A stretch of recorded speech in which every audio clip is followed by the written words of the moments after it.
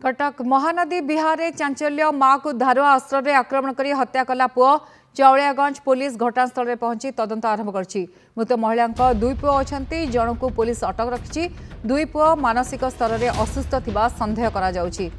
तेबे कटक महानदी अंचल चांचल्यकर घटना घटी माँ को हत्या कर पुओ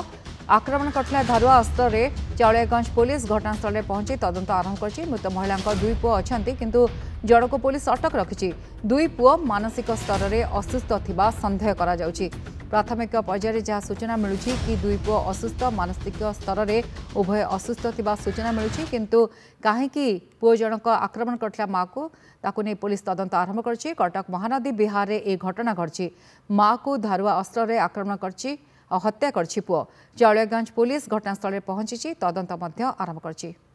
अधिक आलोचना करबा कटक रिपोर्टर दीपेश महापात्र आम सहित जोड़ी होती। दीपेश पुलिस पहुंची कौन कारण जनापड़ी कहीं पुओ जनक माँ को हत्या कर सूचना मिली दुई पुओ दी जन जाक मानसिक भाव असुस्थ देखु एबे खबर जहाँ सामना को आसूची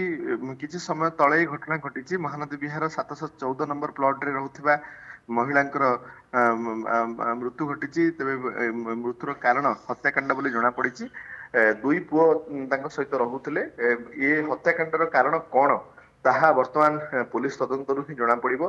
तेबे दुई जन जाक पुओ मानसिक स्तर टिके विकारग्रस्त थिबा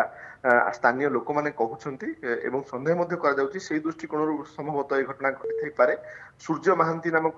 पुओ को वर्तमान पुलिस अटक रखिची पचराउचरा करूची आउ जने पुओ वर्तमान फेरार अछंती तेबे से केउठी ताहा वर्तमान मध्य जना पड़ी नाही। महिलांकर बेकर एवं तांकर पेटरे रक्तस्राव होची तेणु जहाँ प्राथमिक भाव जना पड़ुची जे धारुआ अस्त्र तांको बेकरे एवं तांको पेटरे मरा जिबा फल ही तांको मृत्यु घटिची। ये घटना केउठी ना केउठी महानदी बिहार अंचल रे बर्तमान आलोड़न खेलाई देछि समस्त बर्तमान पहुंचुचंदी घटनास्थल रे